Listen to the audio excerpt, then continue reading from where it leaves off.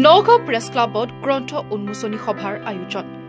নগাঁও মহাবিদ্যালয়ৰ অধ্যাপক তথা আনন্দৰাম ঢেকিয়াল ফুকন মহাবিদ্যালয়ৰ প্ৰাক্তন অধ্যক্ষ ডক্টৰ সুৰজিৎ ভাগৱতীৰ ৰামধেনু নামৰ এখনি গ্ৰন্থ উন্মোচন কৰা হয়।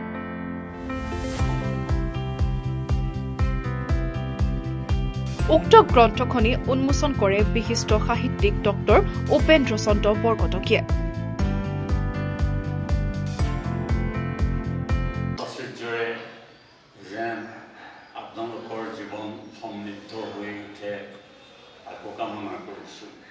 লগতে গাম্ভীৰ্যপূৰ্ণ অনুষ্ঠানটিত প্ৰাক্তন বিধায়ক তথা অধ্যাপক গিৰীন্দ্ৰ কুমাৰ বৰুৱা, শিৱানন্দ কাকতি, নগাঁও সাহিত্য সভাৰ সভাপতি ডক্টৰ শৰৎ বৰকটকী উপস্থিত থকাৰ লগতে বহু গণ্য মান্য ব্যক্তিসকল উপস্থিত থাকে।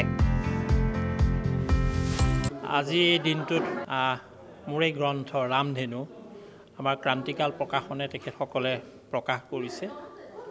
ৰামধেনু হৈছে অসমৰ জনজীৱনত বিশেষকৈ সামাজিক হওক, অৰ্থনৈতিক হওক, পাৰিবাৰিক হওক বা সমাজৰ নিষ্পেষিতসকল হওক, সকলোৰে যিবোৰ দুখ আছে বা সুখ আছে সেই গোটেইখিনি সন্নিৱিষ্ট কৰি পেলাই বিগত 2টা বৰ্ষ মই আমাৰ অসম আৰু নিয়মীয়া বাৰ্তা কাকতত যিখিনি প্ৰবন্ধ প্ৰকাশ কৰিছিলোঁ সেই প্ৰবন্ধসমূহ একলগ কৰি পেলাই এইখন গ্ৰন্থ প্ৰকাশ কৰা হৈছে আৰু এই গ্ৰন্থখনিৰ নাম দিয়া হৈছে ৰামধেনু।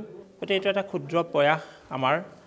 আৰু এই গ্ৰন্থখনি মই মোৰ কন্যা আজি কিছুদিন পূৰ্বে তেখেত পৰলোক প্ৰাপ্তি ঘটিছে অংগনা। অংগনা নামত মই উৎসৰ্গা কৰিছোঁ যে মোৰ কন্যাৰ নামত তেখেতৰ আত্মাৰ চিৰশান্তিৰ কাৰণে গ্ৰন্থখনিয়ে মই প্ৰকাশ কৰিছোঁ এগৰাকী পিতৃ হিচাপে।